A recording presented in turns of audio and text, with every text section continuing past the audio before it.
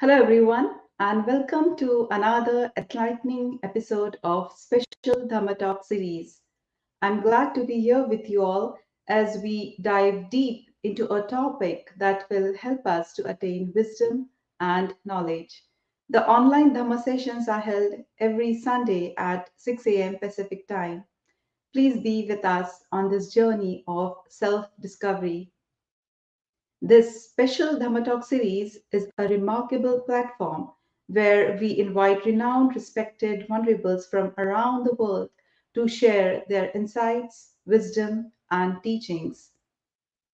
Our mission is to enrich the understanding of Dhamma so that we can practice it diligently and help us grow spiritually.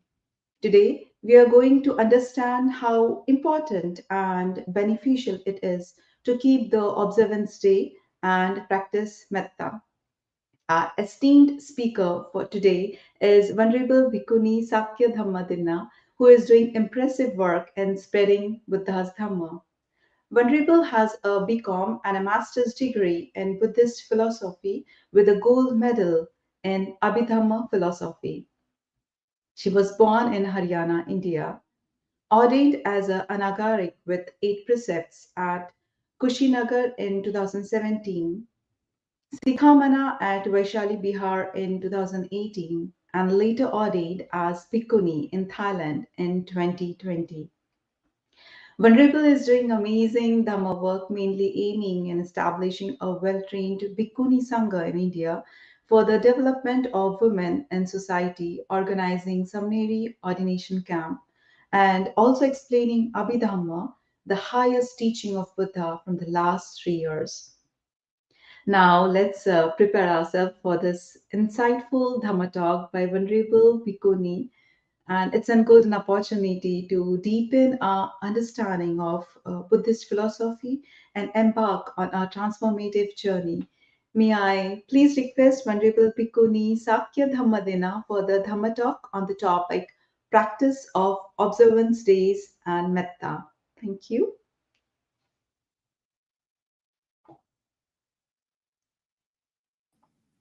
Sadhu, sadhu, sadhu. Upasika Archana Gedamch, a very special thank you to you. And I would like to pay homage to Venerable Sumita also because he invited me to give a Dhamma talk on this channel. And I am very glad to join here to give Dhamma talk on this channel. Bhante, sadhu, sadhu, sadhu.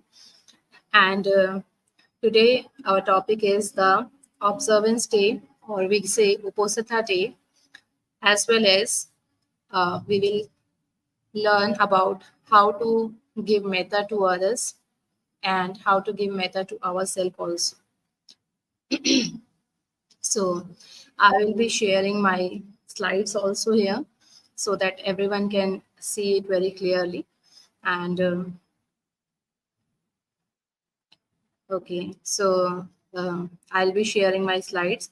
So first we will start by paying our homage to the Supreme Lord as well as his Supreme Dhamma, the teachings he has given, and also to the Sangha, to the Holy Sangha. And after paying homage to the Triple Gems, we will start our class today.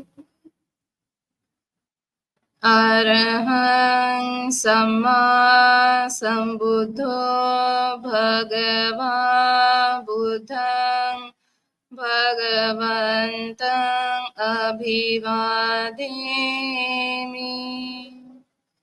Swakhato Bhagavata Dhammo Dhammang Namasami Supatipanno Bhagavato Savaka Sangho Sanghang Namami.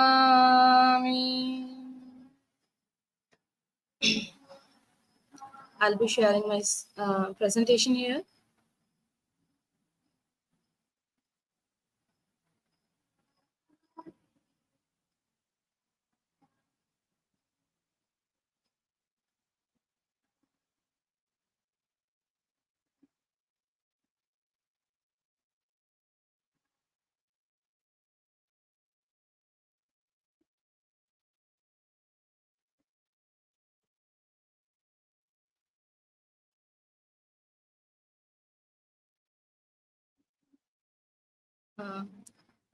Upasika Archana, is it visible now?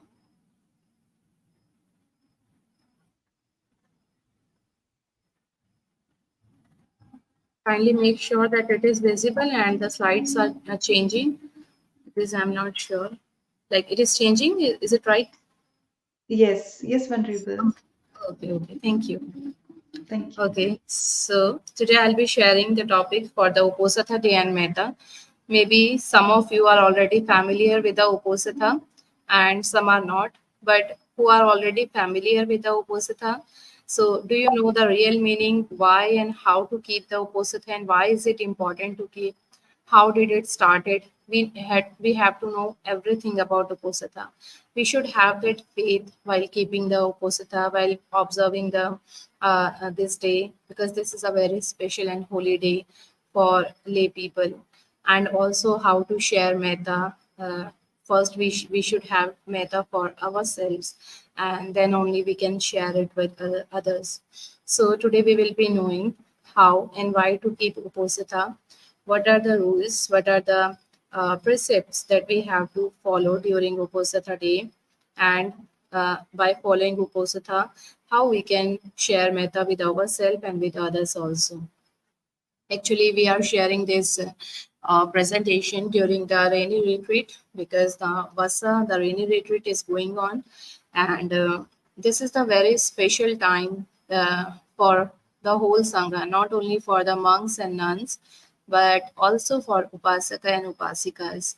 This is a very special time when you can learn and go deeper into the Dhamma in the teachings of the Buddha. So it is very special time for all of us. In the last class, I have already shared with you about the topic that four Brahma Viharas, or we can say the four immeasurable abodes, the four divine abodes. And we need to practice those four abodes during the whole rainy retreat. The Metta, Karuna, Mudita, and Upekha. These were the four Brahma Viharas which we have already discussed in the previous section. And I hope that all the Upasaka and Upasikas who joined last class, they are already practicing Metta, Karuna, Mudita, and Upekha. And you all are getting benefit from that by following that, by implying that on your body and mind. So today, we will discuss about the Uposatha Day and Metta, and I hope that all of you will practice this Uposatha Day and also the Metta during the whole Vasa, so that everyone can benefit, everyone can get benefit not only from the four Brahma Viharas, but also from the Uposatha Day and from sharing Metta. So as you can see, usually we see that the Buddhist people around the world, they are following three practices. They usually follow only the three things out of the rich traditions found in Buddhist countries. Only three subjects have been dealt with. First, the daily service chanted in homage of the three treasures with some recollections meditation. We can see that in the viharas, in the monasteries, we can see the lay people usually go to the monasteries, maybe morning and evening, both of the times. And those who don't have a monastery nearby, they practice at their home. They in the evening and in the morning, they chant the three triple gems. They chant about iti piso bhagvar hang, like the qualities of the Buddha, qualities of the Dhamma, and also the qualities of the Sangha. They do that, and also they practice some meditation. This is the first practice that most of the Buddhist people around the world, they do that. So they do evening and morning chanting about the qualities of, they chant about the qualities of Buddha, Dhamma, and Sangha. And also the Uposatha day with 8 precepts. They keep the Uposatha day on the full moon day, on the new moon day, and on the half moon day. and rains residence of 3 months. And also they keep like rains residence. Some of the monasteries, they have this ritual that upasaka and upasika, they do the rain residence of 3 months in the viharas. Sometimes the upasaka and upasikas, and even on the day when they keep the uposatha, they stay in the viharas, they don't stay at home. So some upasaka and upasika we can see, even like mostly in Maharashtra we can see that many upasikas are there, like who are old, who don't have much responsibilities of household. So they keep uposatha for 3 months in the during the rainy retreat, and they reside in the viharas, in the monasteries, to serve the sangha. So this is also a ritual. This is also a practice which most Buddhist countries we can see most of the Buddhist countries. So uh, what are we doing in these three practices? We should know about ourselves. Being a Buddhist, we following the practices like going to viharas in the morning and in the evening, chanting the suttas, chanting the qualities of the Buddha and Dhamma and Sangha, doing meditation in the morning and evening, or are we keeping the uposatha, keeping the 8 precepts, or are we reciting during the rains? I think the last one, reciting during the rains in the monasteries, is a bit difficult for some of the layperson, because some of them may not have monasteries nearby, or some of them who have monasteries but they have a lot of responsibilities of household. So it is like a kind of difficult task to do. But keeping an uposatha and also chanting morning and evening, even if you don't have monastery nearby, you can do that at home. So these two things, chanting morning and evening and keeping the uposatha, these are the two things which we can do, which we can regularly do. So we should do that. So how to keep the uposatha? Chanting is okay. You are familiar already with the chantings about the morning and evening chantings, and also about the meditation. But now we are going to talk about the uposatha, the second practice. So what is the meaning of Uposatha? As you can see, the word means entering to stay. Entering to stay, what does it mean? You are not entering, you are not staying at a particular place, but you are entering to um, some some thoughts, or we can say some precepts you are entering, that you have to follow. You have to stay. You have to keep those precepts. In the Buddhist sense, in a vihara or a monastery, obviously, a Buddhist who has no facilities like these in a non-Buddhist country must spend his uposatha differently. You can see, as I have already mentioned, not in the Maharashtra, but we can see in the northeast part of India that most of the upasak and upasikas who keeps an uposatha, they spend their day, the whole day, they spend it in the monasteries, in the vihara, because they have the facilities like that. And in Maharashtra, we can see some upasikas stay during the rain retreat, but for the 3 months, not only on the Uposatha day, but also during the rainy retreat for the 3 months. But what we should do when we keep Uposatha, the day we are keeping Uposatha, it means we have to stay. We have to stay in a monastery or in a vihara with the Sangha, serving the Sangha, practicing the precepts, because in the morning when you take the precepts from the sangha, and after that you stay at home like you usually stay at home. If you are staying at home as usual, we don't know how you are keeping the uposatha, whether you are following the precepts or not. We are not sure about that. The sangha doesn't know. The sangha cannot guide you, because they cannot see you how you are following the precepts staying at home. And also more chances to there are more chances to transgress the precepts, break down the precepts while staying at home, because you have your families there, you have everyone there. So it is like a kind of difficult thing to follow the precepts purely while staying at home. So it is better the day when you keep uposatha, it is better if you stay and go and stay in a vihara, serving the sangha.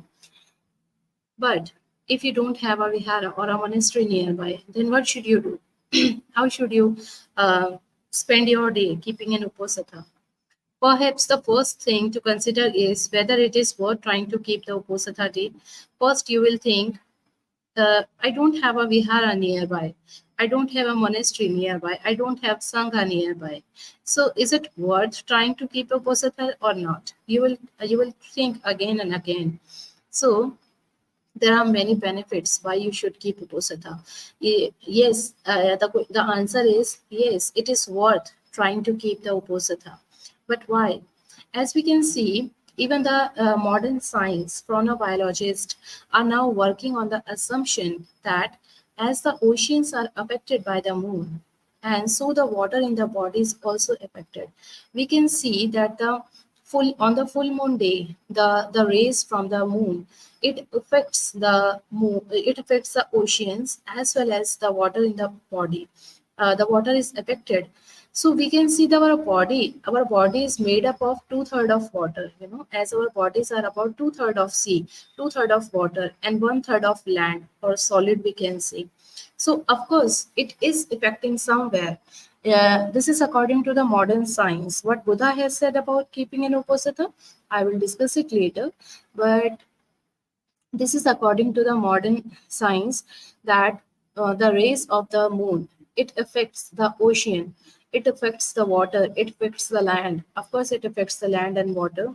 And our body is also made up of two-thirds of water and one-third of land. So, of course, the rays are affecting our body. And when we keep the uposatha, we don't take food at night. We are trying to cleanse our mind for the whole day, so it will affect our body positively.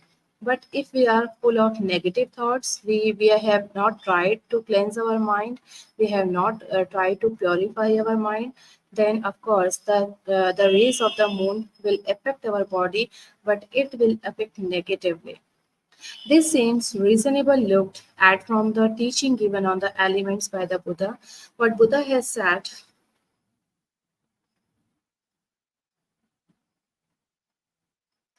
the Buddha has said that whatever the liquid, just as okay, but the Buddha has said that whatever is internal liquid element, whatever external liquid element, just these are the liquid element.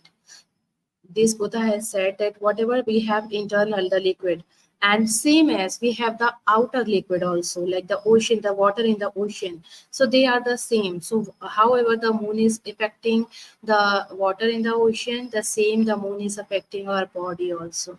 So the Buddha has also explained that.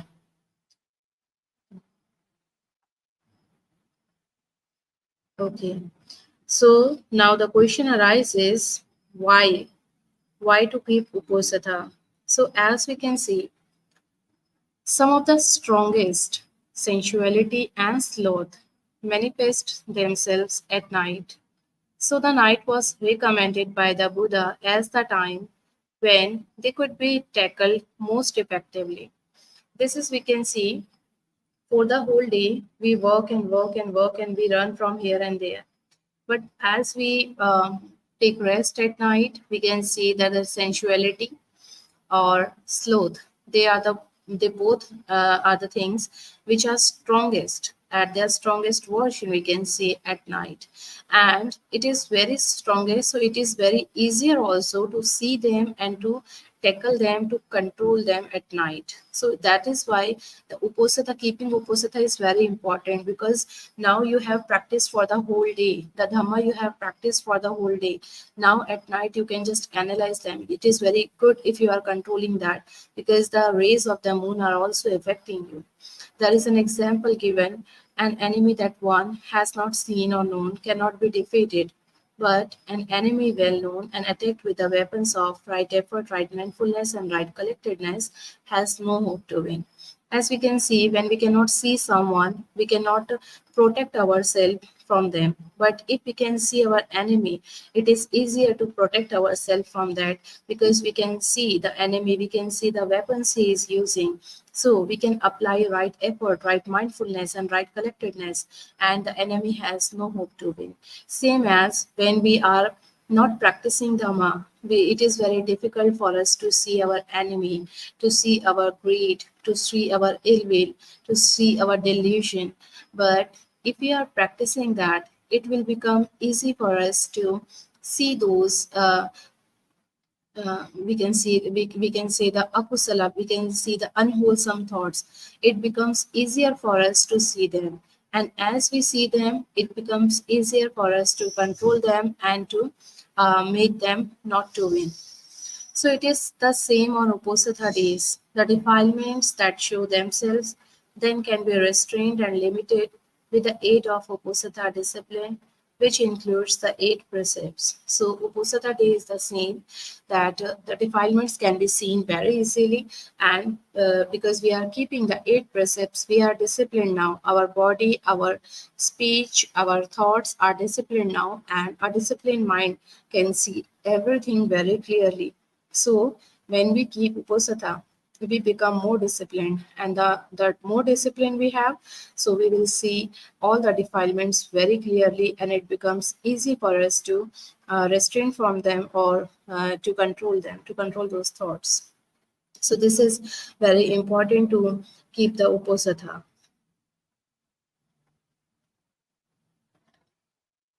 Now we should think about the Uposatha. Think about keeping Uposatha. The 8 precepts to be discussed below are part of same way of practice, a discipline for a lay person's temporary renunciation. How to think about Uposatha? When you are keeping the precepts, when you are following the precepts, what should you think about keeping a precepts? You should think that it is like it is like a lay person's temporary renunciation, because like we can see that there are many lay people in the world, upasaka and upasika, who would like to ordain. Would like to ordain, but there are some restrictions because they have a lot of responsibilities. They have their families, they have their workplace, they have to earn money, and that's why they are like they are eagerly waiting to take ordination, but they are not getting a chance to do that. So if you are one of them, if you are thinking that I would like to take ordination but I cannot do so because I have a lot of responsibilities, so you should start keeping Uposatha, you should start keeping observance day, because when you keep the Uposatha, Buddha has said that it is like a lay person's temporary renunciation. So you think, what you have to think in the suttas, the Buddha speaks of a noble disciple reflecting, by undertaking the Uposatha with its 8 precepts for a day and a night, I renounce the way of common men and live as the Arhantas do for their lives, compassionate, pure, and wise. Buddha has said that when you are keeping the Uposatha, you should just think about it. You should keep it in your mind that I want to ordain, I want to renounce the world, but I cannot do so for lifetime. But by keeping an Uposatha with 8 precepts for a day and a night, I renounce the way of common men. I will not live like a common man, because now I am not a common man. I am keeping the 8 precepts. I am superior of them. I am superior of common men. So I renounce the way of common men, and I will live like the Arhantas do, like the Sangha, like the Bhikkhu Sangha and Bhikkhuni Sangha, like the Arya Sangha live. I will live like them for a day, only for a day. I will live like them. How do they live? Compassionate, the full of compassion, pure and wise. I will try to live that. So whenever you are keeping the Uposatha precepts, you have to think about that. That for a day, only for a day, uh, am I not able, just ask yourself, am I not able to keep the Uposatha just only for a day or two? I can do that. I can live like the Sangha lives. I am not like a common man. I am superior of the man. I renounce the living like a common man for a day, and just keep the Uposatha thinking like that. So we have already discussed about the Uposatha and the meaning of Uposatha. Sorry, 3 practices. The meaning of Uposatha, why to keep Uposatha, and thinking about keeping Uposatha. So now we are moving ahead about challenging yourself. You should challenge yourself. How to challenge yourself? Like it happens sometime with us. We want to keep Uposatha, but there is something inside us that is stopping us. We don't know what is that. Actually, in Pali, in Buddhism, we can say that is Mara. The Mara, it is the Mara who is stopping us from doing good things, from doing wholesome deeds.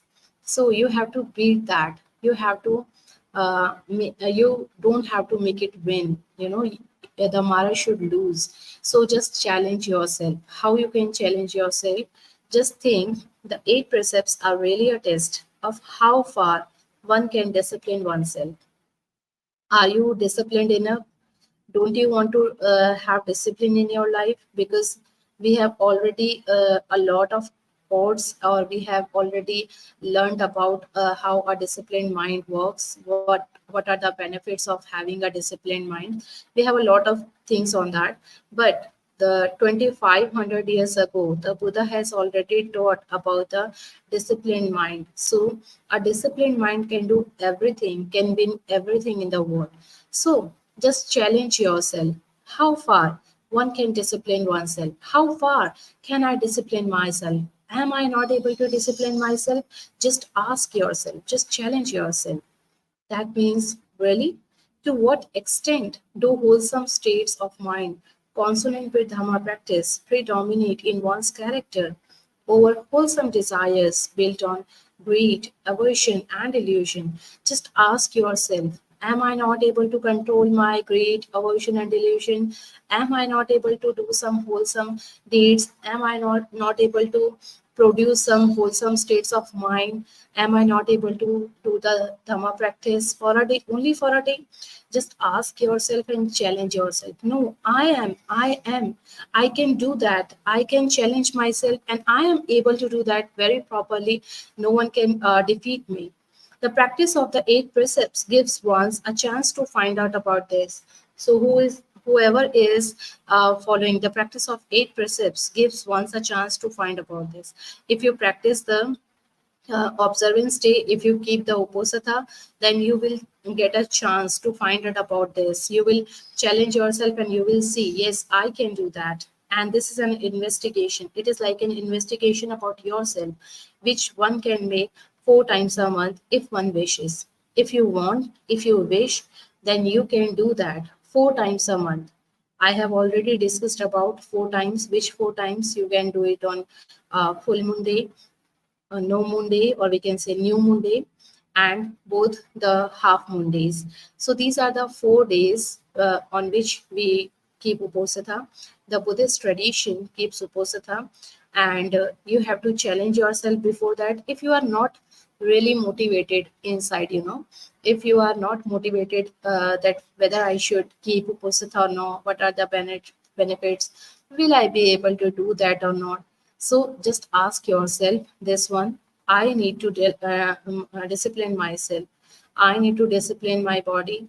I need to make my speech disciplined and my thoughts disciplined.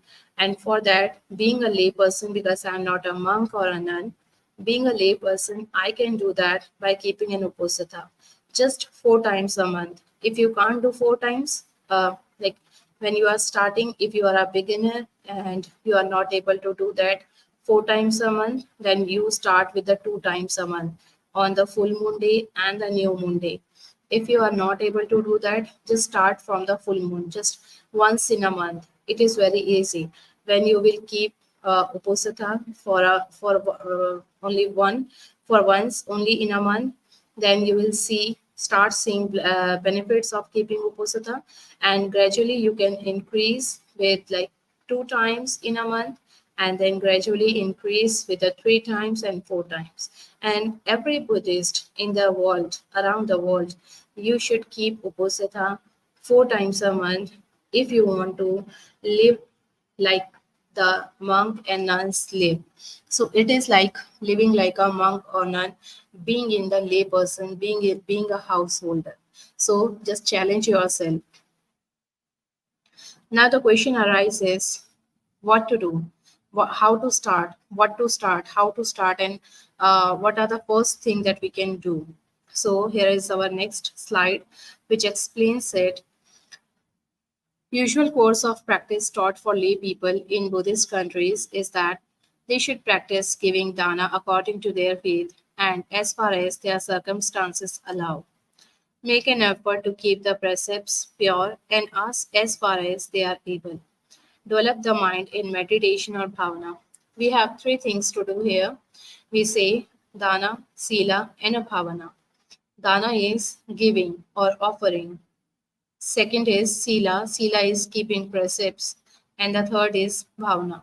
So on the Uposatha day, you are not only following the precepts, but you are also making merits by giving, by offering to Sangha. You can offer anything and according to your faith, according to your ability, and according to your circumstances that allows you to do. So you can offer the monks and nuns, you can offer them food, you can offer them robes, you can offer them the basic necessities, you can offer them some kind of medicines maybe. So there are many things which are useful for our day-to-day life. You can just go to some monastery and you can ask the Sangha also. What do they need, and if you are like asking, the sangha can tell you what is needed in their monastery, so you can just offer them that. If you don't have a monastery nearby, if you know some monks and nuns living far, then you can ask them also. You can just, there is a kapiya and a dayaka. Kapiya is someone who is helping the sangha, serving the sangha. Dayaka is like who is giving, like you are sitting up very far away from me and now you cannot come to the monastery, you are sitting very far from the sangha and you don't have any monastery nearby, so how can you offer that? You can just ask the kapiya. Kapiya is like a mediator. You are giving something, you are the dayaka, you are the giver. Kapiya is like a helper who is giving everything, providing everything to Sangha. Kapiya is not spending money, the Dayaka is spending money, but Dayaka can ask Kapiya what do the Sangha needs, and you can just give to Kapiya, send to Kapiya. Kapiya will buy from your money and it will provide to the Sangha. So you can do the first thing, dana. It is must. You must do it on Uposatha days. You can offer, you can go to a monastery and offer some flowers, some candles, some like incense sticks. You can do that also. The second is make an effort to keep the precepts pure and as far as they are able. So keep the precepts that we are talking about, the Uposatha precepts. In day-to-day life, you keep the 5 precepts only, we call it Panchasila. But on the Uposatha day, you have to increase your precepts. You have to follow 8 precepts instead of 5. And the third is develop the mind in meditation bhavana. Because when you are keeping the 8 precepts, you will save a lot of time because there are some rules which don't need much time and you will save a lot of time.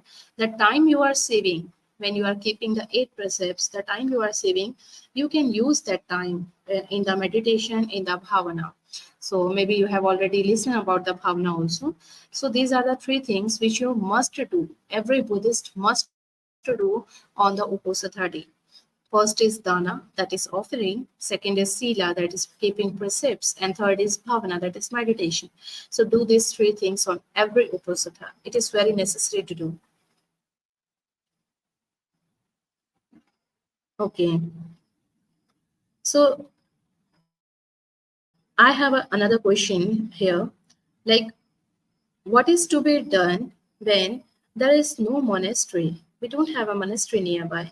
So when there is a no monastery, no bhikkhu, and no possibility of taking time off from work, like I have already discussed about, if you don't have a monastery nearby, if you don't have a sangha nearby, but the third question also arises, like you don't have much time to practice because you don't have time to go to the monastery in the evening or in the morning, or you don't have to sit for meditation for longer hours because you have a lot of responsibilities, you are not getting time off from your work.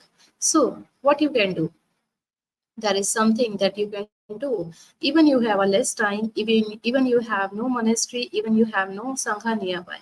So what you have to do is have a special shelf high on the wall on which a Buddha image or picture is together with the usual offerings. You should have a Buddha image at your home, and the Buddha image should be at the highest point of your room or of your shrine room. We can see you should, if you have a bigger room, bigger house, and you can have a separate room for the Buddha statue. That will be the best if you have that. So you can just make a special room for the Buddha statue for meditation, for chanting. But if you don't have a big house, you have a small house, you can just make a partition. You can hang some curtain there, or you can just put a shelf which will be the high on the wall, so high that no one can um, no one should be higher than that, no person should be higher than that. So just paying respect to that, so you should place a Buddha statue or Buddha image at your home. That is very necessary. You should do that. And then what you have to do in the morning, just recite the 8 precepts instead of 5, because you have no monastery nearby, right? And you don't have any sangha nearby who can give you precepts. Nowadays we are connecting online people, and we are giving precepts online. But if you can't do that also, so you can just sit in front of the Buddha statue, just perform some meritorious deeds in the morning. Just offer some flowers to the Buddha statue. You can lit a candle. You can put some incense stick also. And then you have to recite the 8 precepts instead of 5 precepts. Make an effort to keep the precepts Sila pure. And you have to make effort to keep the Sila pure and as far as they able. I have already discussed about it. And then what you have to do, if you have time, like reciting the 8 precepts will take only like maybe 5 minutes, not more than 5 to 10 minutes. It is very short, and you can recite in 5 to 10 minutes. And if you have time, then what you have to do, a very appropriate sutta to chant or read is the discourse on the 8th part Uposatha, which we will discuss here. Uh, Maybe I'm not going to discuss it. Okay.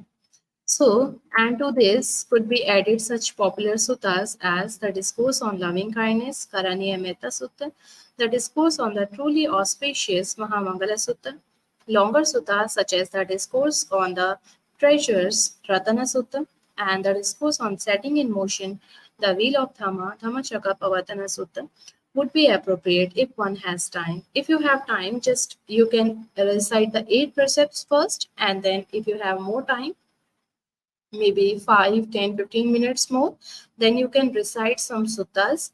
And which suttas should be good to recite on the Uposatha day? You can recite the Uposatha Sutta, which the Buddha was discussing with the Vishaka, the Maha Upasika at the Buddha's time. And you can recite suttas on loving kindness, Karaniya Metta Sutta, Mahamangala Sutta, that is very blissful sutta. And also, if you have more time, then you can go on to some longer suttas like Discourse on the Treasures, Ratana Sutta, and Dhammacakkappavattana Sutta. These are some suttas which you can recite after reciting the 8 precepts sitting in front of the Buddha statue. Apart from precepts and discourses, more time should be given to meditation on these days. And if you have such more time, then you should sit in meditation also. If you have no monastery, no sangha, and you can't go to anywhere, just do this. Like usually, if you wake up at 6 o'clock in the morning on the Uposatha day, you can wake up maybe half an hour before, or maybe an hour before. You can wake up at 5. You can wake up at 5:30, and then you can sit for meditation, for chanting, for taking precepts. You can spend time like half an hour or maybe 1 hour sitting in front of Buddha statue. You can do that. And if you don't have right now, if you don't have a Buddha statue, just don't wait for the Buddha statues to come to your home.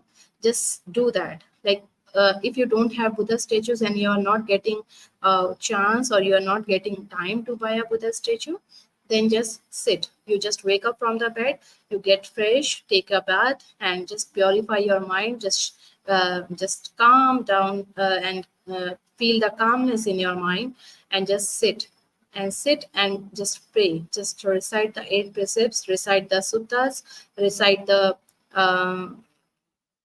other longer suttas maybe, and do the meditation as well.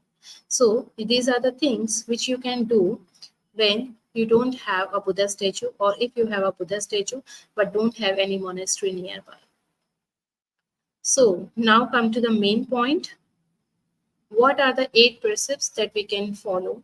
I have not mentioned it here in the Pali. We can see in the Pali in many books as well.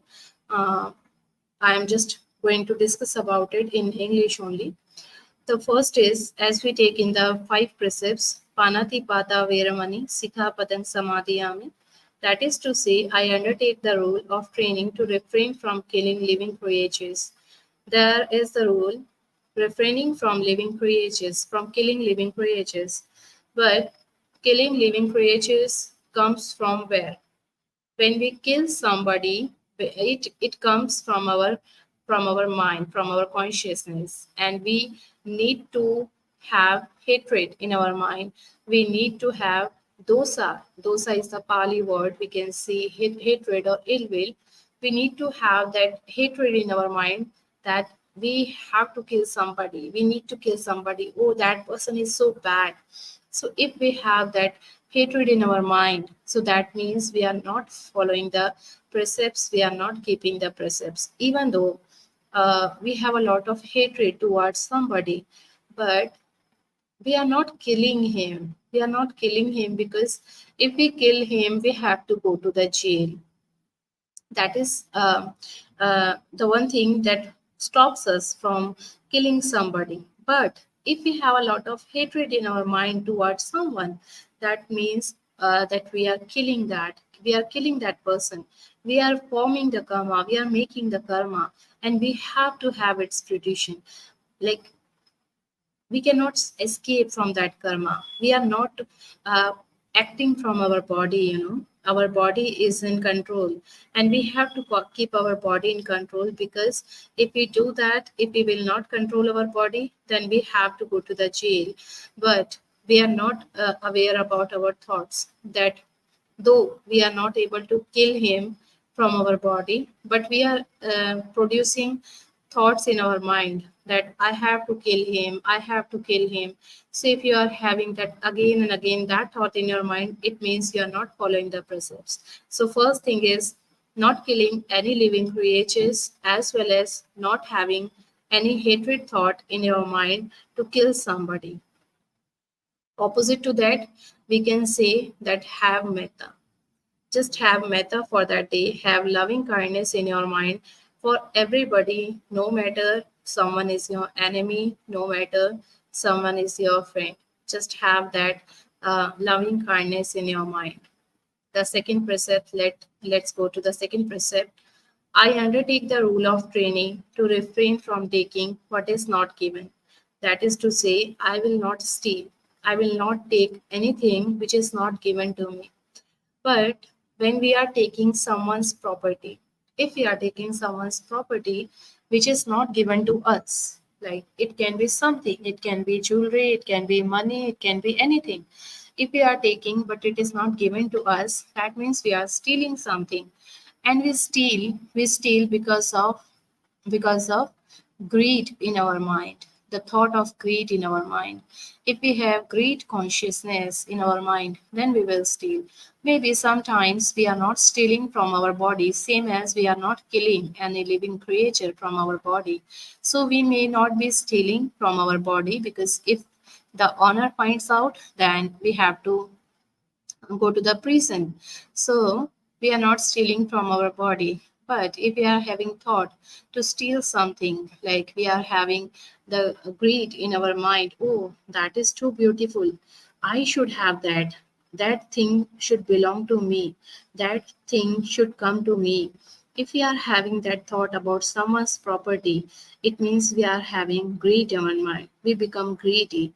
And if we are not stealing from our body, but we're still having that greed thought in our mind, it means we are not following the precepts. The precepts should not only be taken; it should be followed, and it should be like helping you to purify your mind, cleanse your mind. You should be wise when following these precepts. The third is, I undertake the rule of training to refrain from unjust conduct. The second one was adinadana, and the third one is apramacharya. That is, the first and second is same as the rules in the five precepts, but the third one is a bit different. When you take the five precepts, you take the Sila, Kamesu, Michachara, sexual intercourse with another woman or another man, instead of your husband or wife. So, but when we keep the eight precepts, it means we will not have sexual, any sex or any unjust conduct from anyone, like with anyone, no matter whether he is our husband, whether she is our wife, no matter.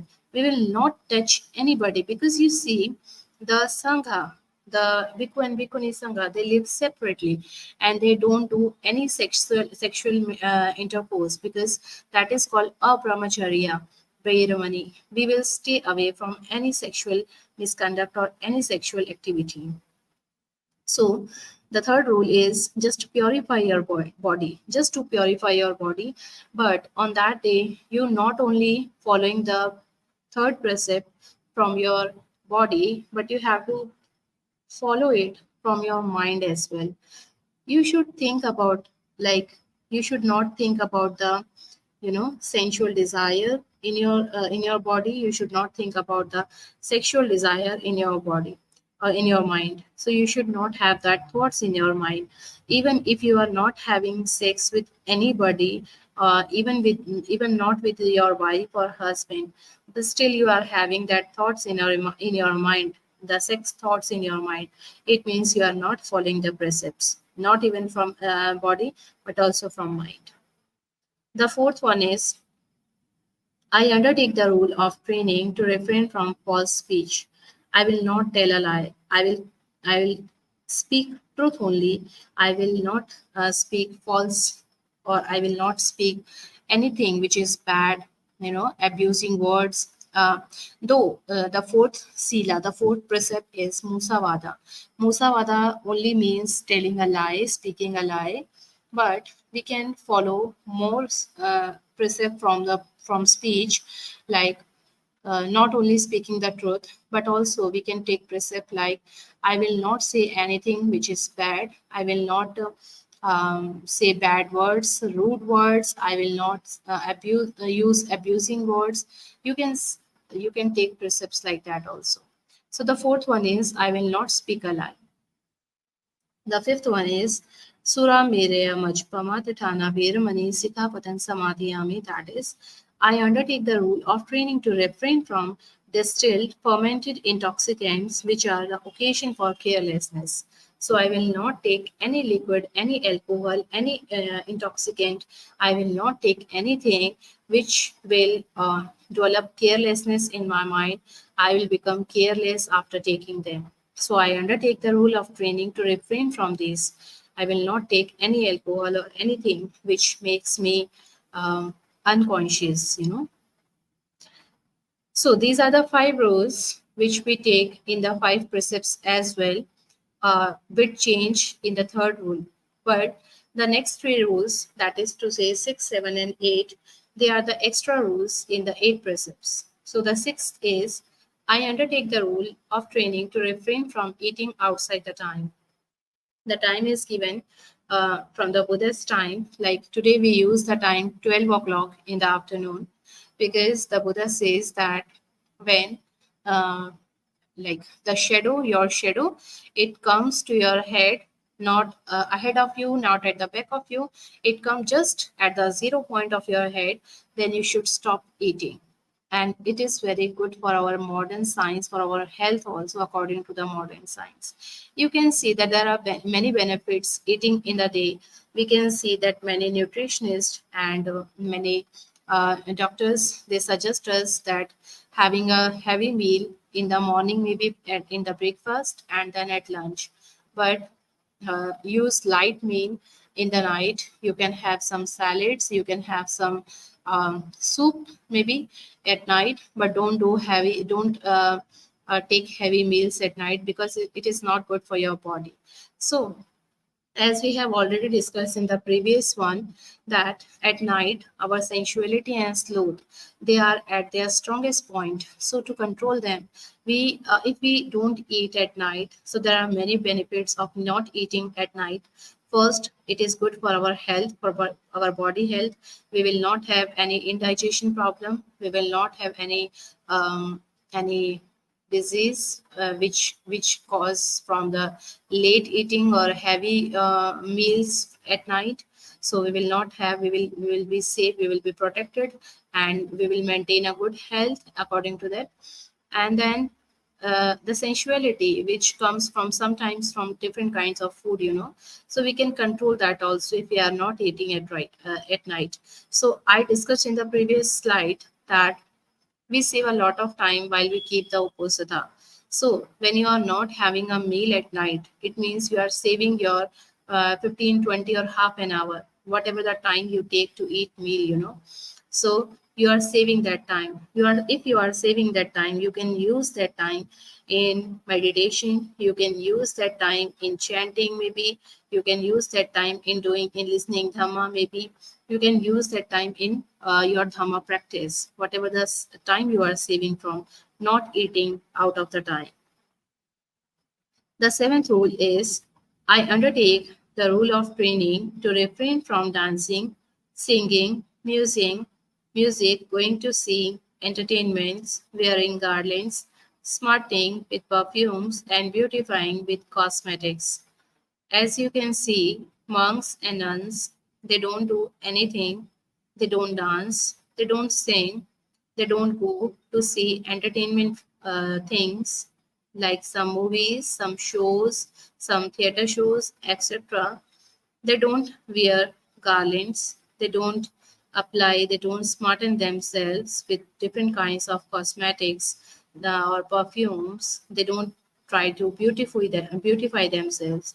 So as I have already discussed in the previous slide, that for the one day when you are keeping Uposatha, you are just challenging yourself to live like a monk or nun, to live like the Arhants live. You are not like a common man. So if you are living like a common man, you do all these things. You go dance, you sing, you go to see entertainments, you wear cosmetics, you wear jewelries, and you beautify yourself. But for one day, you are taking precepts to live like Arhansa, and you can see that monks and nuns, they don't do anything, any of these. So whatever the times you are saving, because now you are not going to beautify yourself, you are not going to spend a lot of time in dancing, singing, or entertainment. You are not going to spend your time in beautifying yourself, in smartening yourself. So you are saving a lot of time by not doing that, because you are knowing that the body is impermanent. The body has to go somewhere, has to die someday. But what we have to do, we have to collect a lot of merits in our consciousness, in our chitta, which will give result not only in this life but also in the next life. So you are trying to keeping the precepts not only for this life, but you will get benefit in the next life as well. So you save a lot of time when you are not doing this. So you can use that time in chanting, in listening Dhamma, or maybe in meditation. You can use that time. The eighth precept is, I undertake the rule of training to refrain from a high or large sleeping place. As we can see that in the Buddha's time, there were many kings who came to the Buddha to pay homage, and because they are kings, they have a royal life. They used to have big beds, big sleeping places, very comfortable mattresses, maybe. So that is when we sit on big couches, very comfortable couches, maybe mattresses. When we sleep at a place like that, so we become lazy. our body becomes lazy. We don't want to get up, we don't want to wake up, and as we become lazy, we are not able to do anything. Our mind stops us from doing anything. We don't have any energy in our body. So the eighth precept is to refrain you from being lazy, is to protect you from being lazy. So you don't, if it is good if you are comfortable sleeping on the floor with a maybe a small mat or mattress. If you are comfortable sleeping on the floor, that is too good. If you are not comfortable, then you can use some, some bed maybe, and that bed should not be so comfortable, so cozy, and so bouncy, so that you will feel lazy on sitting on that. So you have to refrain from laziness. You have to protect yourself from laziness. You should be very aware, you should be very energetic on that day when you are keeping the Uposatha. So these are the 8 precepts that you have to follow while you are keeping the Uposatha. The first is not killing. The second is not stealing. The third is not having any sexual misconduct even. And the fourth is refrain from false speech, not telling a lie. The fifth one is not taking any fermented intoxicant. The sixth one is not eating after 12 noon. Seventh is not dancing, singing, music, entertainments, no cosmetics, no makeup, no jewelries, no perfume, no garlands. And the last one is not to sleep on a place which makes you lazy. See that these are the 8 precepts which will help you to live like a monk or nun, to live like an arahant at the Buddha's time. And when you will start practicing Uposatha, and whatever the time you are getting, you are saving that time, you are spending that time in making offerings, in listening Dhamma, in practicing meditation, in reciting the suttas. Whatever the time you are saving, you have to spend that time in these 4 activities: meditation, listening Dhamma, reciting sutta, or maybe making offerings, making dana. So, in this way, you can purify your mind. You can be compassionate. Your mind, you will see the tranquility in your mind. You will see the calmness, the peaceful. You will have a peaceful mind. So you can just observe that. You can just earn more merits during the rainy retreats. Not only the rainy retreats, but these 8 precepts can be kept by the lay practitioners in their daily life for the whole year. You can follow these 8 precepts on 4 days in a month for the whole year. You can practice them. This is not only to be practiced during rainy retreats, but if someone sees it difficult to practice during the whole year, then just start with the rainy retreat. It is the best time of the year uh, to practice the 8 precepts. So just start practicing the 8 precepts in the during the rainy retreat. So this is, though there is a lot to say about the 8 precepts, but I think we don't have much time to do that, because there are the Uposatha Sutta, which the Buddha had discussed about with the Vishakha, the Mahaupasika, and Buddha has discussed about the 3 kinds of Uposatha in that, which out of which the Arya Uposatha. Arya Uposatha means following these 8 precepts is the best of all Uposatha.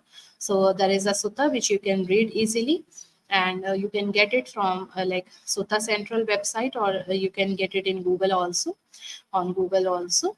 So you can read the Uposatha Sutta, and the next is you can just recite these 8 precepts in Pali also. You have to recite that 8 precepts in Pali first when you are keeping the Uposatha in the morning. So just recite them first in the Pali, and then you can recite them in English or whatever the language you are comfortable in. You can just recite them just to um, recall yourself, just to remind yourself that we have to do that, we have to follow that. So you have to recite that in Pali also and in English also. So there is much to talk about the 8 precepts, but I think I have covered the basic one. If you have some question, you can surely ask me later. But I have discussed enough about the 8 precepts so that you can start practicing it from now, from today, from tomorrow. Maybe we have coming full moon day on 30 or 31st. Then you can keep these 8 precepts. You just start practicing these 8 precepts from the next full moon day. Now we will come to our second topic of today's, that is to say metta. Because we have earned more merits, much merits now. We have already discussed about the four Brahma Viharas. We are practicing 4 Brahma Viharas. It means we are making a lot of merits. And now we have listened the Dhamma today about the 8 precepts also. Which means we are making more merits today also. So now it is time to share merits with other also. First, sharing it with yourself and then share it with others. So now we will come to metta, our second topic of today's. So, okay. Here is the metta. What is the meaning of metta? Metta translates as loving kindness. This is not simply love, nor just kindness, nor is it only love and kindness. It is kindness which has a quality of love and care about it. I also call it well-wishing. We can say it well-wishing. Well, when we are well-wishers of others, So when we translate metta in English, though metta has a deeper meaning, but when we translate it in English, we can say that it is like loving kindness. But this is not the simple love or kindness. It is like a quality of being loved, being cared about yourself, and love and care about others also. We can say it well wishing also. And it is unconditional. There is no condition. Like we can see that when a mother loves his son, her son, her daughter, or the parents, or the children, or the grandparents, or the relatives, or the friends, there are some conditions to be fulfilled. If you are fulfilling that condition, it means you are having a good relationship. But if you are not following that conditions, like parents want something from their children, children want something from their parents, there are conditions in those relations. But when we share metta with others, there is no condition. That is unconditional love, unconditional well-wishing. Well-wishing for what? For the safety, for happiness, for good health, for comfort of any living being or beings, including oneself. So we are well wishing for the safety of others, for the happiness of others, for the good health of others, for the comfort of all living beings, and for ourselves also. First for ourselves and then for others. Metta is universal and does not belong to any people, race, or religion. It is not based on people, race, or religion. You can share metta with anyone, even with the animals. You can share metta with anyone, no matter what religion he belongs to, what race he belongs to, where does he live. Maybe he is too far from you, but you can still share your metta with them. Like the internet connects us, as the metta connects us. We have that in the next slide. It does not belong to any particular people, race, or religion, but it is open and free for anyone to try and see for themselves. Both Buddhist and non-Buddhist enjoy the way of metta all over the world. It is soothing for modern people because we can see that in the modern life we have a lot of distractions, we have a lot of disappointments, rejections, we have a lot of sufferings. Everyone is suffering. Everyone needs metta. There is much need of metta nowadays. So even Buddhist people and non-Buddhist people, they both are having metta, they both are sharing, both are enjoying the way of metta all over the world. It is soothing for modern people. So this is metta, which is unconditional, which is well-wishing for the safety, happiness, good health for others, and also Buddhist and non-Buddhist people. It does not depend what people, what race, what religion do you belong to. So it is free for everyone. It doesn't cost anything. But you have to make merits. You have to do wholesome deeds, if you are making merits, if you are doing wholesome deeds, then only you are having metta for yourself, and then you can share it with others. So there are four phrases that are given in Buddhism for developing loving kindness. I have mentioned it here in Pali also. The first, like we say, this is for ourselves, okay? Aham avero humi. It means, may I be free from enmity and danger. Abhaya pacho humi. May I be free from mental suffering. Anigho humi. May I be free from physical suffering. Sukhi attanam pariharami. May I take care of myself happily. These are the four sentences which we need to repeat again and again. Repeat again and again. In Pali, you can repeat. In English, you can repeat. May I be free from enmity and danger. Just feel it. Just close your eyes and just feel it. Just repeat it after me. May I be free from enmity and danger. May I be free from mental suffering. May I be free from physical suffering. May I take care of myself happily. Now, we have already done metta for ourselves. Now, we will share it with others also. Avera huntu. May you or may they be free from enmity or danger. Abhaya pacha huntu. May they be free from mental suffering. Anika huntu. May they be free from physical suffering. Sukhi attanam pariharami. May I take care of myself happily. May they take care of themselves happily. Just a second. Okay. So we have these four phrases for ourselves, and then we have these four phrases for others also, which we can recite again and again when we finish listening Dhamma, when we finish reciting suttas, when we finish taking precepts, and when we finish having meditation. So after doing all the merits, after making all the merits, at last you can recite this.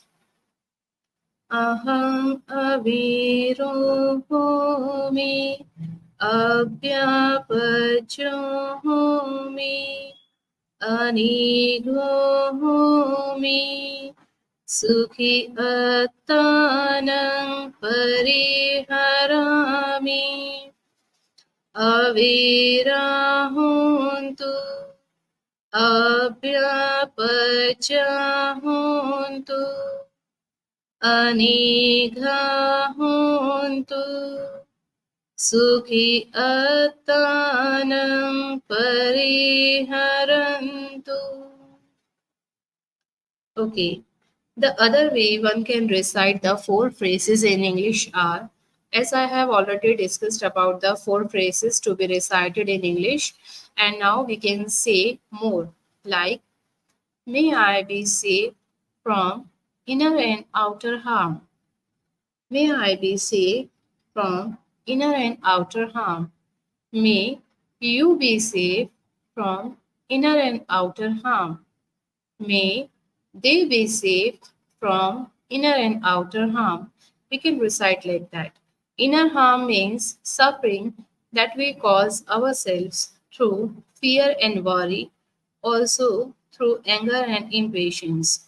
When we have fear, when we are worried about something, when we are having anger, and when we become impatient, it means these all are the things which are causing suffering, which are harming ourselves in the internally. Like internally, we are harming ourselves, having fear, worry, having anger, and being impatient.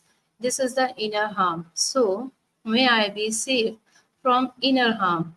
May I not have fear. May I not have worry. May I not have anger. May I not be suffering from impatience, being impatient. And outer harm. What is the outer harm? Outer harm means any physical danger or external danger.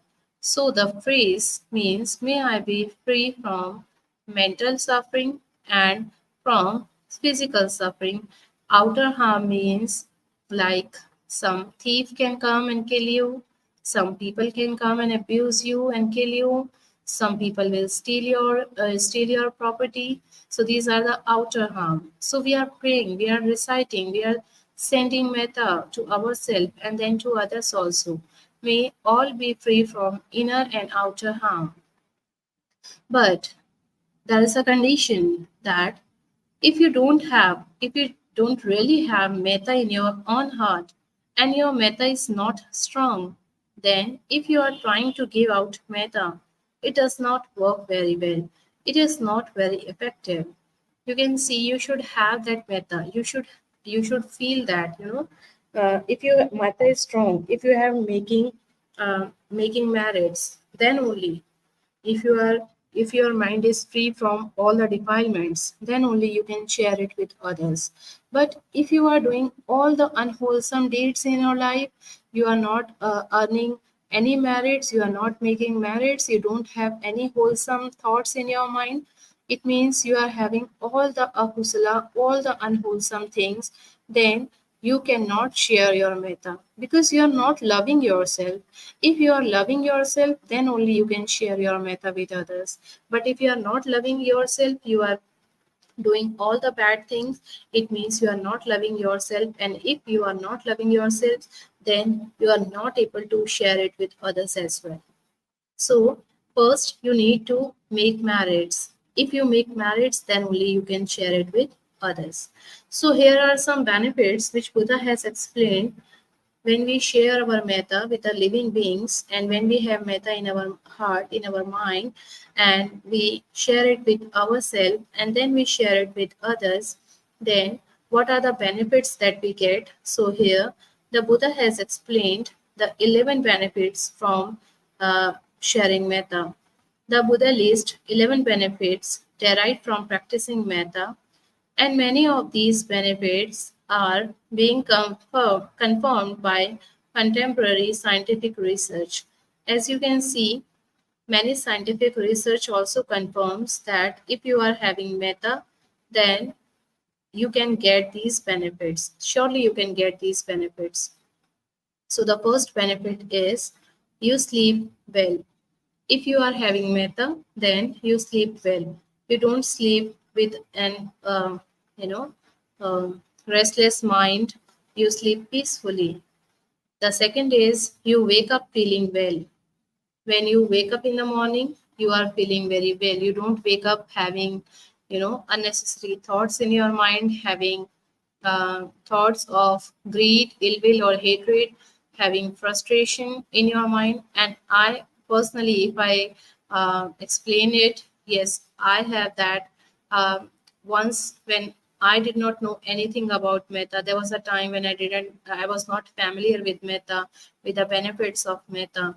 And I used to wake up in the morning while I was not in robes. I was not a nun at that time, and I used to wake up in the morning, and I usually have a frustrated mind and irritated mind. I was not feeling very peaceful or calm. But when I started learning about metta and I started practicing having metta bhavana, then nowadays we can see I have seen a bigger difference in myself, that I don't wake up frustrated, I don't wake up irritated, I wake up with a peaceful mind, with a joyful mind, just calmness, stillness in my mind. I don't wake up frustrated or irritated. So this is surely a great benefit of metta, which I am getting. So you all can get that benefit if you want to sleep well. If you don't sleep well, if you are when you are sleeping, you are having a restless mind. Your mind is very frustrated, confused, and there are a lot of thoughts in your mind. Just start practicing metta. If you will start practicing metta, you will sleep well, you will wake up well. The third one is you are not likely to have nightmares. Some people, they have bad nightmares, they see a lot of thing in their nightmares and then dreams, and then they woke up having fear, at night maybe sometimes, and they become restless in the night. So if you start practicing metta, you will not have any nightmares. Your body relaxes and your face is joyful. Of course, this is a great benefit, that your body becomes very light, and you will feel relaxed in your body, and your face will become joyful. There will be a smile on your face always. It will look beautiful. Your face will look beautiful. Even animals and celestial beings feel drawn to you. When you are having metta, you can see that there are many monks in Thailand. You can see there is a tiger monastery, and there are many monks who keeps animal with them. Dangerous animals sometimes, but they don't bite them. They don't kill them. Why? Because the monks and the nuns, they are having metta. When you practicing metta, even the animals become your friend. Even the celestial beings like the Deva and the Brahma, they become your friend. They just bow down to you. They feel drawn to you. So if you want to make animals, if you are an animal friendly person, you have to have metta for them. Then the animals also become your friend. Even the tiger, even the lion. But don't try it so quickly. You have to develop that. The sixth one is spirits protect you. We have a lot of spirits, bad spirits. We have a lot of bad spirits. So they protect us when we practice metta. The seventh one is fire, poison, and weapons will not harm you. This is also I can say that experience. There is a story in the Buddha's time, which we will not discuss here now.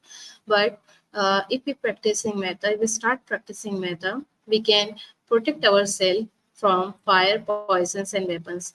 Fire, poisons, and weapons will not harm us. Our mind immediately becomes calm. If you are having a restless mind, if you are having a frustrated mind, just then sit and start repeating. May I be free from enmity. May I be free from danger. May I be free from mental suffering. May I be free from physical suffering. May I live happily. May all the living beings, may they all be free from enmity and danger. May they all be free from mental suffering. May they be free from physical suffering. May they live happily. So when you repeat that after and after, again and again, your mind becomes really, really calm. The ninth one is your complexion brightens. No matter whether you have a dark skin, whether you have a fair skin, but the glow on your face, your face will brighten up. If you are using a lot of cosmetics, maybe, and if you are using expensive beauty products to brighten your complexion, just don't do that. You don't have to spend anything, not even a single penny. Just start practicing metta. When you will start practicing metta, you will cleanse your mind, you will purify your mind. And when your mind becomes purified, you don't have to use anything on your skin. Your complexion brightens automatically from inside, not from outside, from inside. So just start practicing metta. Don't use anything. Don't spend so much on expensive products. Just start practicing metta. And the 10th one is you will die with a clear mind. Your mind will be clear, your mind will be purified when you will die at the last moment also, because you are practicing metta. Even if you are on your deathbed, now you are going to die in a few seconds or maybe in a few minutes, but you are starting practicing metta because you know how beneficial is the metta, is the practicing of metta. So now at the deathbed also you are practicing metta. So you will die with a clear mind, and also you will die in peace. You will reborn.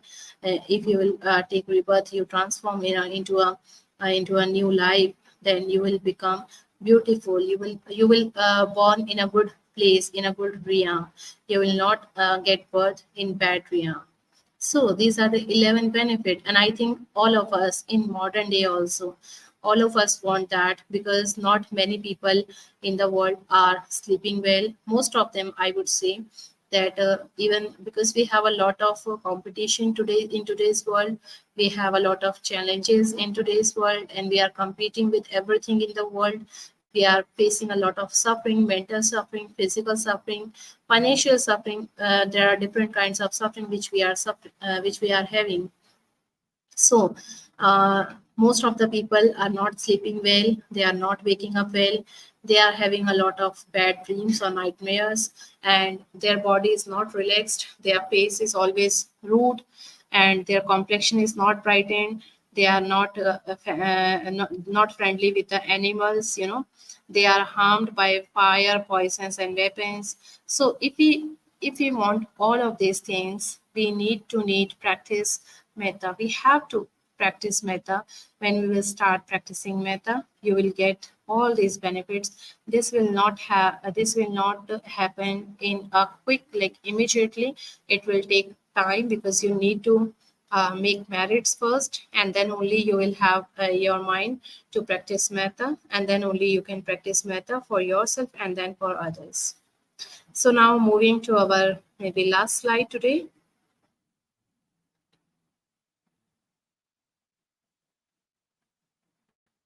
Okay. Okay. Just a second.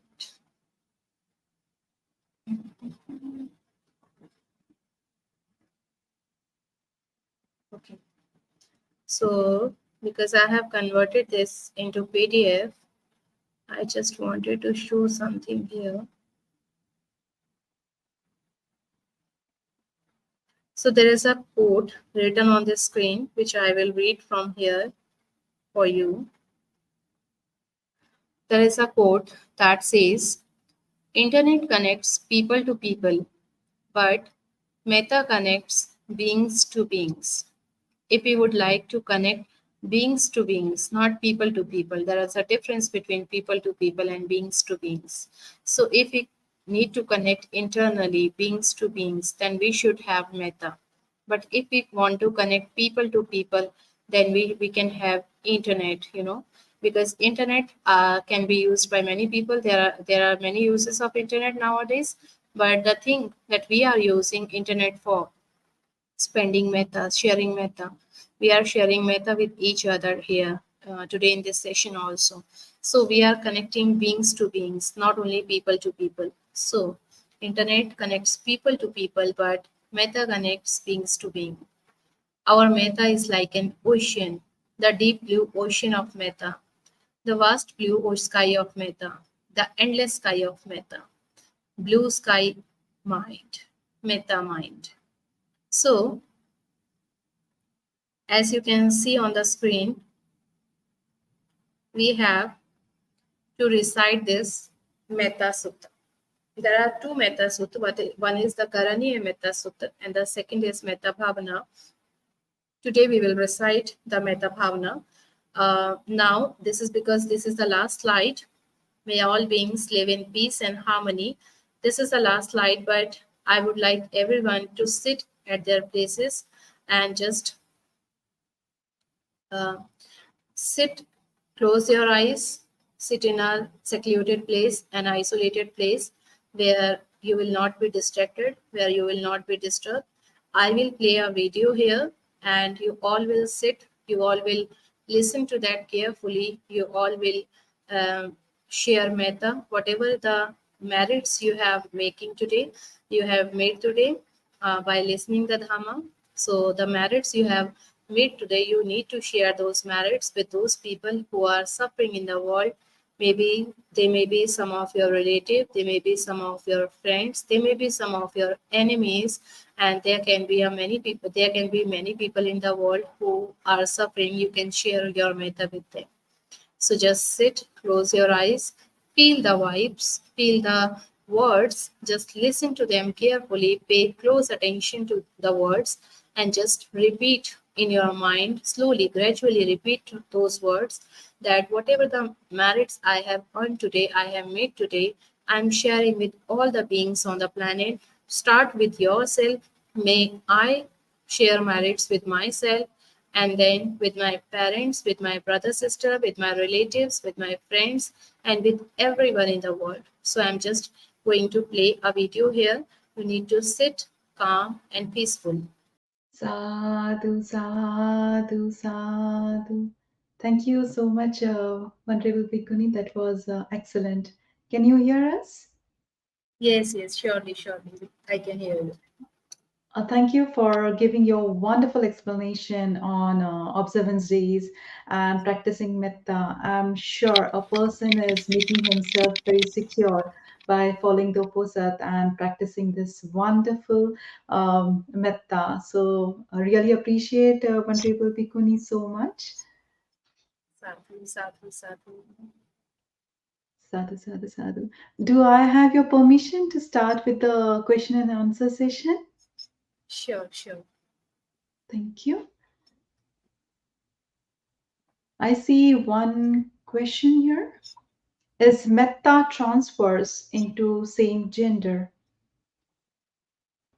Yes, it can transfers into same gender also and as to the opposite gender as well.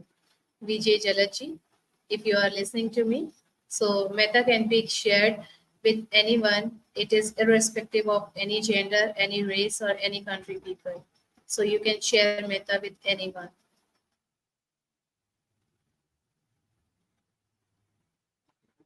Thank you so much, Venerable.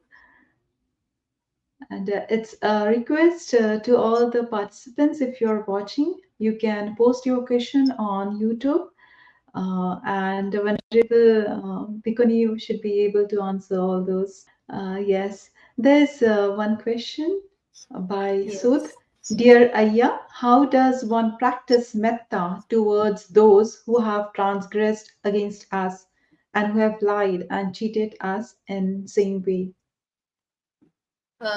So the is, if you will start practicing or sharing metta with those who have cheated with you, you cannot do that immediately. You cannot do that directly. You have to start it with yourself. As I have said before, also, you don't have to go immediately to them. Just start practicing metta first with yourself, and then share metta with your loved ones, with your family members, with your parents, with your brother, sister, or maybe with your friends. And when you will develop that kind of metta, you will reach up to that level, then it will become easier for you to share metta with those who have cheated with you, who have transgressed against you. So it will become easier. But if you will start practicing from them directly, you cannot do that. It will be very difficult for you. So it will become easier for you to share metta with them, but first you have to start with yourself and then develop it. Because as you grow sharing metta with your loved ones, you will develop more and more metta, and the more and more metta will help you to share it with those people even who are your enemy or who don't like you or who have cheated with you. So just go gradually and develop gradually, and start with your loved ones and then go to the unloved ones, or go to those who have cheated with you. It will become easier, but when you will start practicing, then only you can experience it. Thank you so much. Uh, I do not see any further questions in the chat box.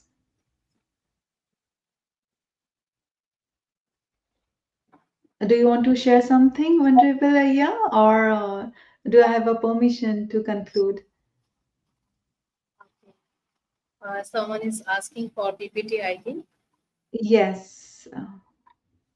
Thank, yes, Harshad Kundani is asking for Metta PDF.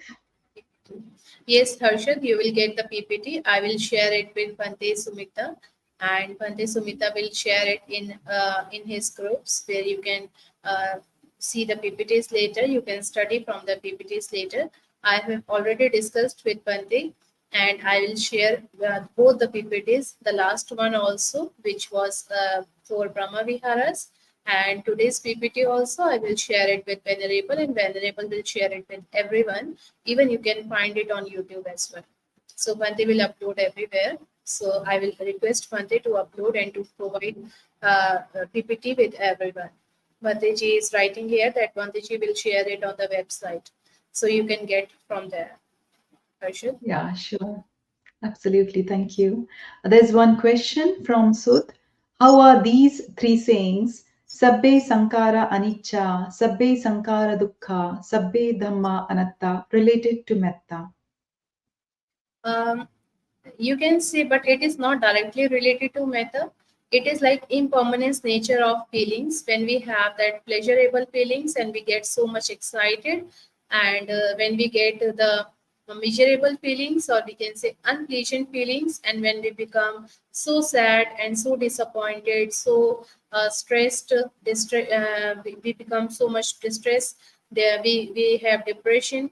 So in these things, on in the pleasant feelings and in unpleasant feelings, we can use these three sayings: Sabbe Sankhara Anicca, Sabbe Sankhara Dukkha, Sabbe Dhamma Anatta.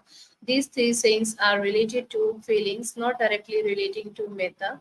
But when we say like whatever we have recited in the video, you can see Ahanga Veru Homi and etc. All the sayings, these are directly related to metta. There are, for metta, you have the Metta Sutta, you have the Metta Bhavana Sutta, but these three things are related to impermanence nature of feelings.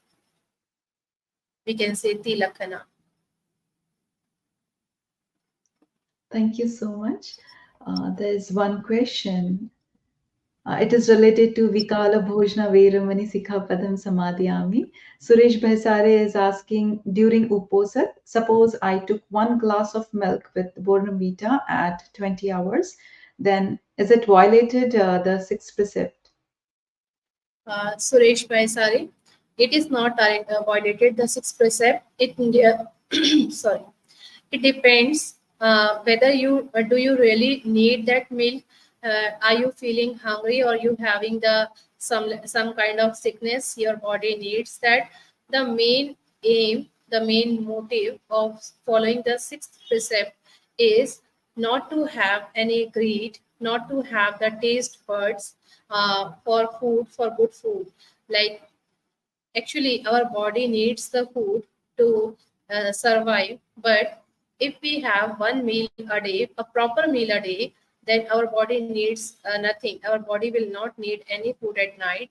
But if you are having some kind of sickness, and if you are sick, if you are like, if there is a lady who is pregnant, and if you are on a journey where you did not have your meal on time, then you can have, in that conditions, you can have that meal, or you can have a glass of milk at night, so that your body will survive, because you are having that milk, that glass of milk, not because you are feeling greedy, but because your body needs that. So main motive of the of following the sixth precept is not to feel greedy by the food, by looking at the food, by the delicious food, but only to control your taste buds, to control your greed for the food. So if you are having a glass of milk, then it is okay, but just try to have it not with the greed, but only because your body needs that. Then only you can have that. So if you have some kind of sickness, and if you feel hungry, then you can have that. It is not violation of six. It is not the violation of sixth precept. Of course, you can have that. Thank you so much. And I see Venerable Bhante Sumita have uploaded the PDF.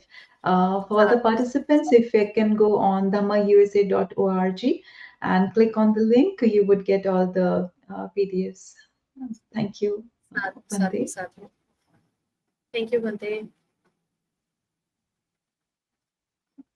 That was excellent presentation, Venerable Ayya. Sadhu, sadhu, sadhu. So I do I not think see we any further questions. yeah, yeah. Okay. So we will finish by blessings. Absolutely, yes. Okay. Sadhu, sadhu, sadhu. For everyone who have joined here, who have listened carefully, who have earned, who have made merits with me, who have listened to Dhamma and made merits, and also share the method of making merits with everyone in the world, with their loved ones, with their unloved ones, with everyone who is suffering on the earth. I am also sharing metta with everyone, whatever the merits I am making by teaching Dhamma to the people, by practicing Dhamma, whatever the merits I am making, I am sharing my merits. I am sending metta, I am sharing metta with everyone so that everyone will be free from their mental suffering, from their physical suffering. Everyone will live happily and they may be free from, you all may be free from all kind of sickness, all kind of fear, all kind of dukkha, all kind of suffering. Sabbe sata sukhi bhuntu. Sadhu, sadhu, sadhu. Sabbiti vachantu saparogo vinasatu. Mate bhavantantarayo sukhi dīghāyuko bhava. Abhivadana sīla sanicangutapachayinu. Chattaro dhamma vartanti ayuvanno sukham balam.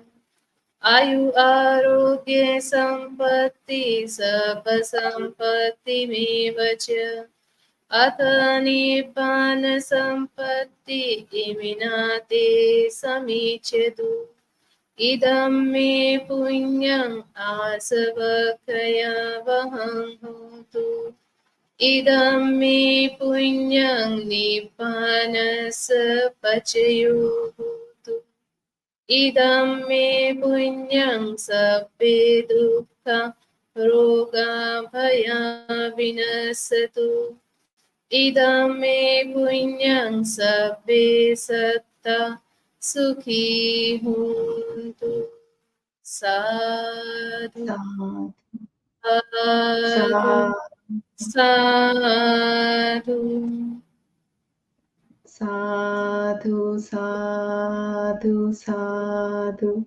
Thank you so much, Venerable Bhikkhuni, for the blessings and for the Dhammadana.